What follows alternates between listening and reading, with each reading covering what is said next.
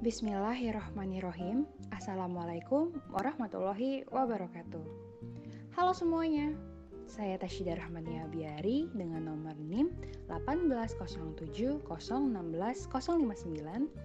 akan memaparkan hasil studi kasus saya terhadap anak disgrafia.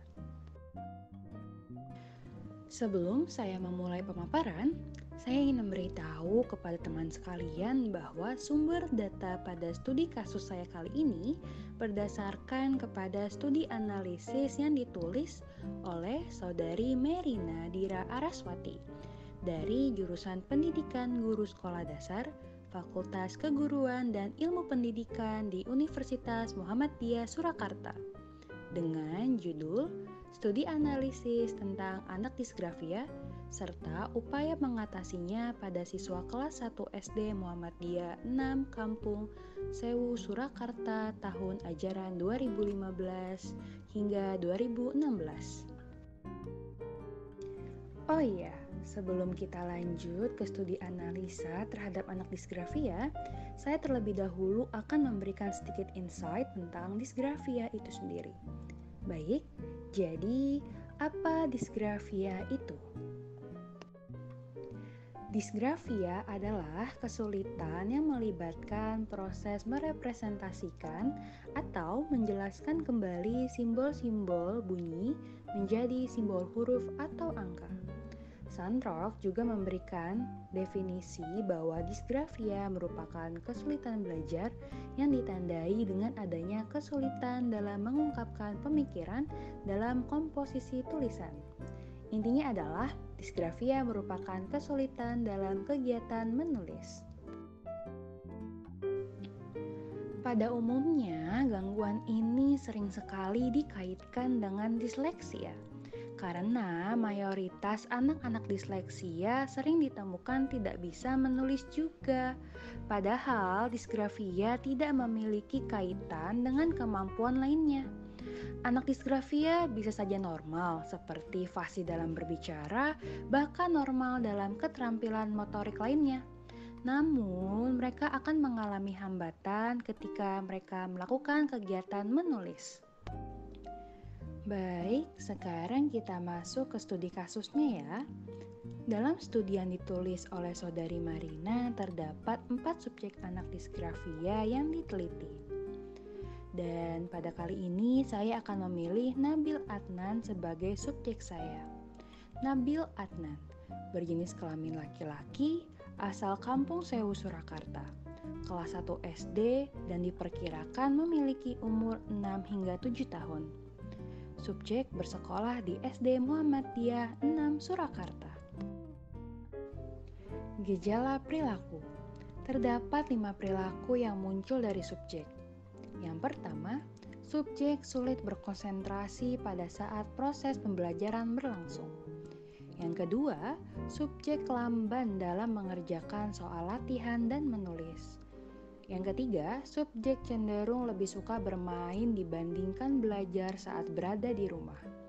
Yang keempat, subjek sering tidak mengerjakan pekerjaan rumah atau PR. Dan yang terakhir, subjek sering tidak membawa buku pelajaran. Amnanesa subjek. Berdasarkan amnanesa subjek yang didapatkan melalui proses wawancara, ternyata subjek memiliki orang tua yang sibuk. Akibat sibuk bekerja, orang tua subjek tidak pernah menemani subjek bermain atau membantu subjek dalam menyusun jadwal pelajaran. Bahkan ketika subjek ditanyakan perihal tugas atau PR oleh orang tua subjek dan subjek menjawab tidak punya, orang tua subjek langsung percaya tanpa berusaha mencari tahu kebenaran kepada guru atau pihak sekolah. Lalu, subjek juga tidak pernah diberikan pemahaman bahwa di sekolah harus memperhatikan guru. Selain itu, subjek juga memiliki kelambanan dalam memahami pelajaran, dan subjek juga diindikasi memiliki langkah awal dalam belajar yang kurang tepat, sehingga subjek belum hafal terhadap huruf dan angka. Teori. Jika membicarakan teori, disgrafia merupakan gangguan belajar yang disebabkan oleh gangguan integrasi visual motor.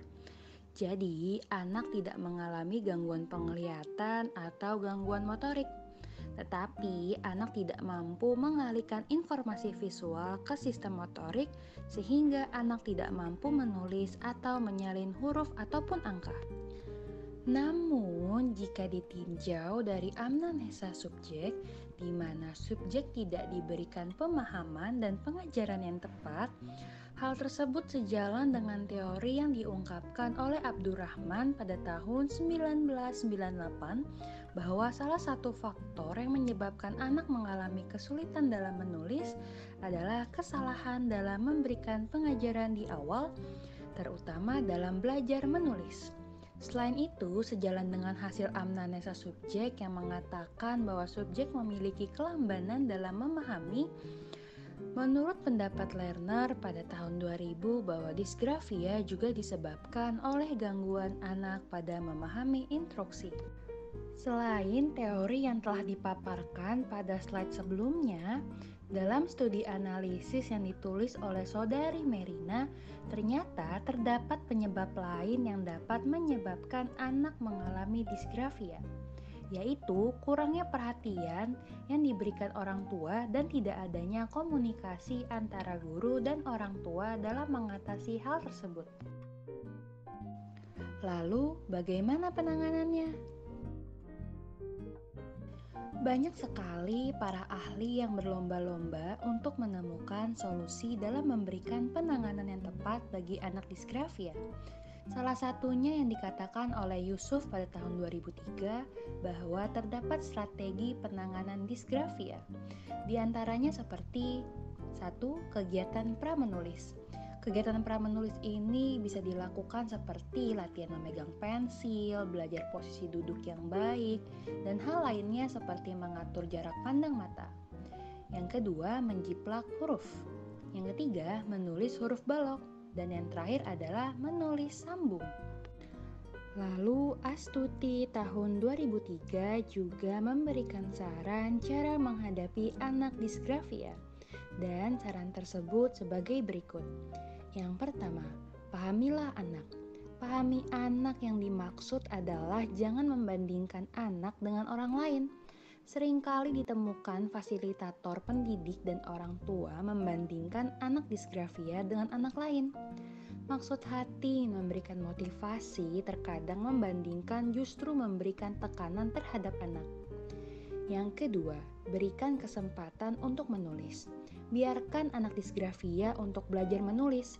Meskipun akan memakan waktu yang lama, hal tersebut akan memberikan tumbuh kembang yang baik. Jangan hanya karena memikirkan keefektifan belajar, anak disgrafia justru diberikan mesin ketik atau komputer sebagai jalan pintas. Ketiga, berikan motivasi untuk membangun percaya diri.